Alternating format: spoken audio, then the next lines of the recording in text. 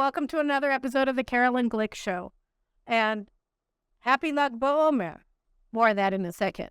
But last week, Defense Minister Yoav Gallant was in Cyprus and Greece on an official meeting, and he gave some pretty bad news. He said that, let me just give the quote, so far, Iran has gained material enriched to 20% and 60% for 5 nuclear bombs. So that's uranium that's been enriched to 20% enrichment and 60% enrichment.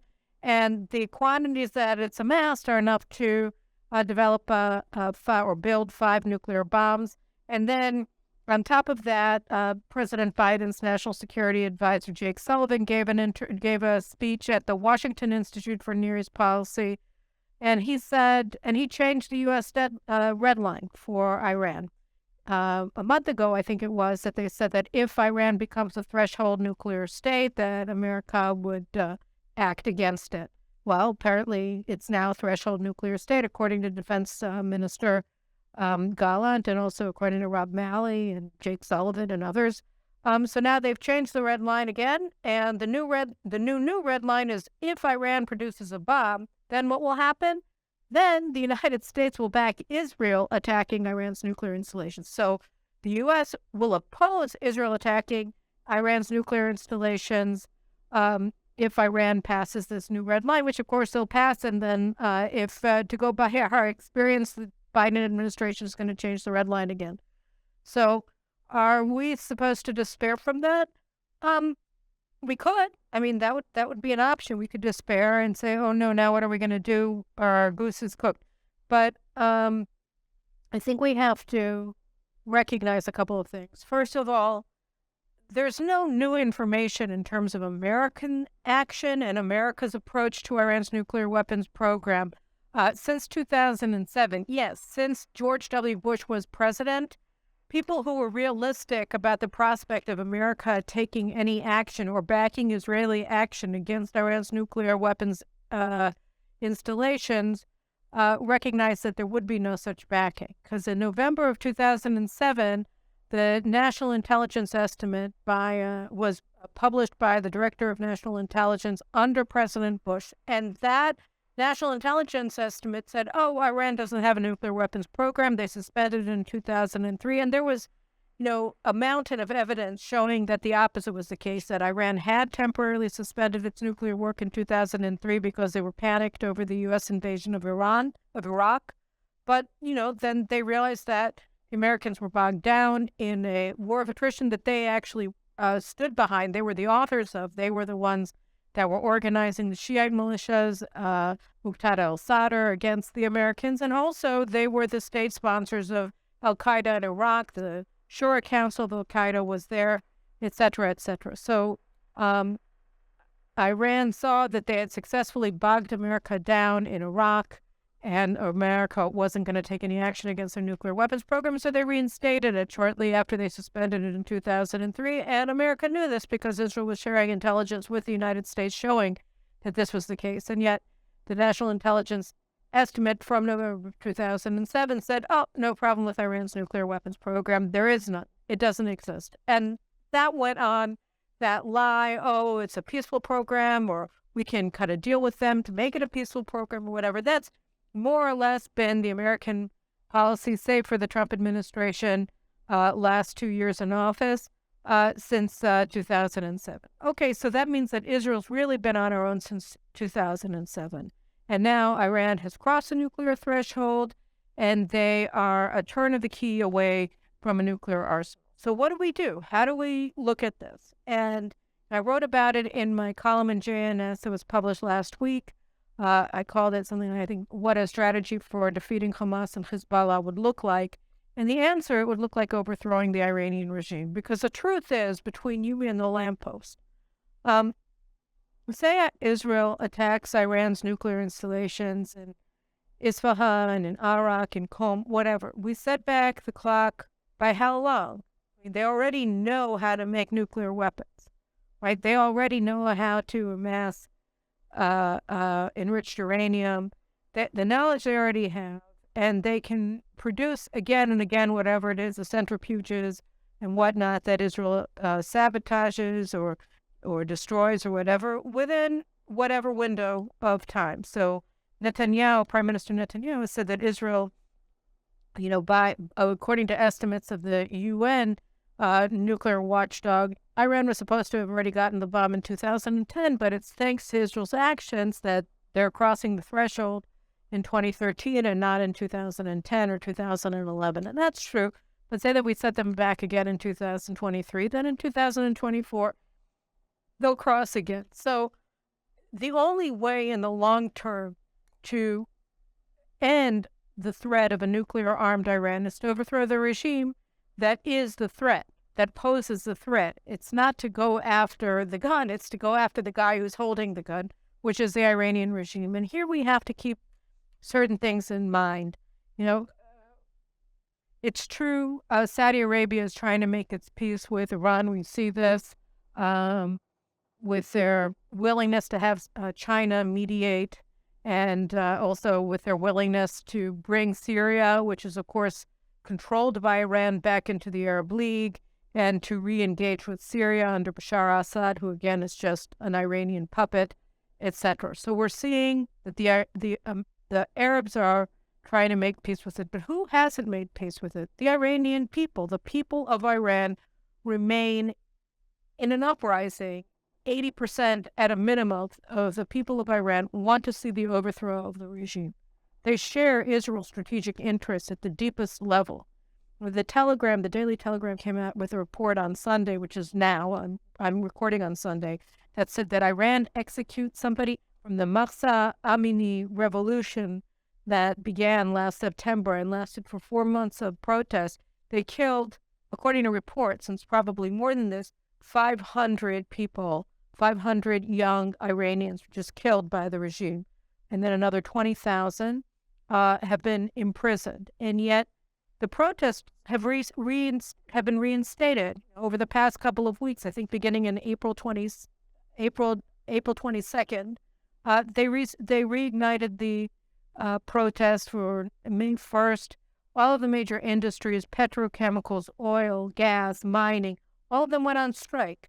The teachers' union, the Iranian version of the teachers' union, essentially called for the overthrow of the regime and a list of demands, including ending the totalitarian ideology being instructed in schools. What does that mean? It means we don't want this regime anymore.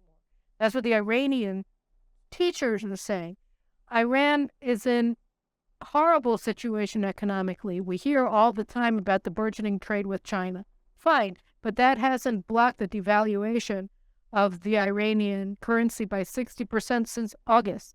Okay, since August, food prices have risen 70% over last year. I mean, people cannot buy food in Iran. They are impoverished, and they're getting more impoverished by the day because their regime simply doesn't care about them. And to pay a $9 billion shortfall to pay their pensioners, Iran is now mortgaging off national heritage sites. They want to sell the island of Kish and another one called Keshem. So they're selling their own territory. They're selling their national heritage sites to try to survive this economic morass that they've caused. They're completely incompetent, completely corrupt, and hateful towards their own people. So Israel, that we saw, the Crown Prince Reza Pahlavi came to Israel on Yom HaShoah. He had an official visit, whatever you can make an official visit of a exiled monarch can be, in Israel. He met with Netanyahu. He was guided the entire time by Intelligence Minister Gila Gamliel. And I would argue that she was probably the one hosting him because Foreign Minister Eli Cohen was in Azerbaijan that just opened another Muslim country bordering Iran, extremely important, that just opened an embassy in Tel Aviv, I think in April also. So we're talking about warming relations with the Iranian periphery, important. Expanding our relationship with Iranian opposition forces abroad, openly calling for the overthrow of the regime. This is the new Israeli policy. And then we're also seeing things like last week there was an explosion in a Revolutionary Guards base in Iran, which is important. So we're seeing strikes, we're seeing opposition, we're seeing the economy crumble, we're seeing protests. Protests have been renewed again. Women have returned to the street to protest against the hijab law.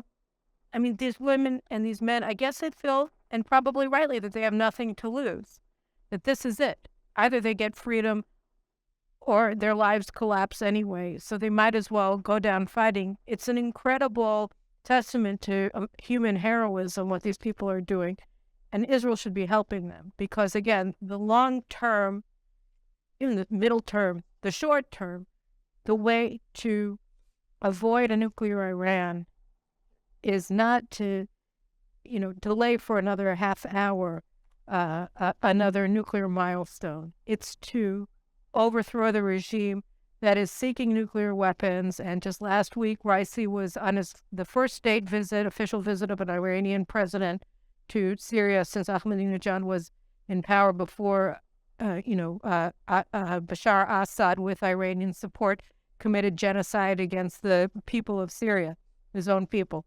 So he killed 500,000 of them, right? And so between that, 500,000 Syrian dead at his hands, right? And now Raisi is back and he's saying that Israel's time is up, we're about to be annihilated, et cetera, et cetera. Oh, yeah, right? Oh, yeah.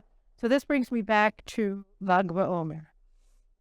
Lag BaOmer is an incredible holiday in a way. It's really a testament to the power of memory and to the spirit of the Jewish people over time. Because what is it that we commemorate on Lag BaOmer?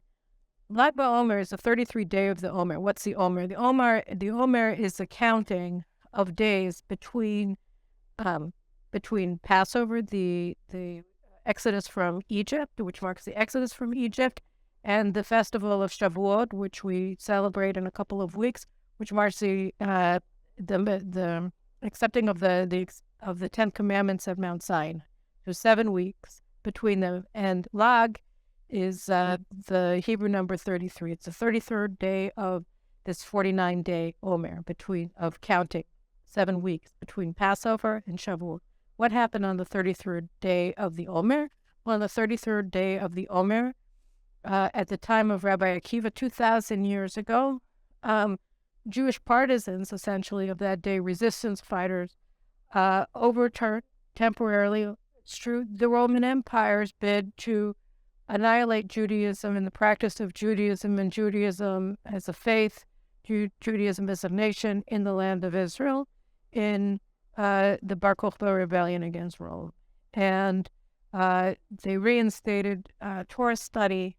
And it was temporary. It was a setback. Later on, the Romans were successful. They beat back Bar Kokhba and his people, and they destroyed the Jewish presence in the land of Israel. But we celebrate this extraordinary act of resistance, of faithfulness to our peoplehood, to our land, to our faith, to our God, and to one another. And you have bonfires every year. My kids are going to be doing it with their youth groups, and they've been gathering wood now for over a week. They go off and they go look for wood, and they come back home dirty because they've been looking around and fighting with other kids who are doing it. And they have these bonfires, and they sing about Rabbi Akiva and Rabbi Shimon Bar Yochai, who were the leaders of the resistance, as if this happened yesterday. And then, 10 days after Lag BaOmer, we celebrate the unification of Jerusalem in 1967. And it's like all of these moments in time become entwined in an overall Jewish history that stretches back 3,500 years and forward into the unknown future. But when we look at the power of memory that has maintained Jewish existence across time, no matter what happens, in the flames of the Holocaust, right? And through that, to the rebirth of the nation of Israel in the land of Israel, and the rebirth of the state of Israel after 2,000 years, we see that if we take the very long view, we have to understand that the warnings that Gallant, or the admission that Gallant made on Thursday in Greece, that Iran already has enough fissile nuclear material to make 5 bombs, and the Americans saying officially that they're not going to support an Israeli attack against Iran, we have to look at this problem in a different way. And we see the solution is right in front of our faces. We've had Iranian diaspora members here on the show talking about how much the Iranian people want their freedom and how much they admire Israel and how much they want us to help them.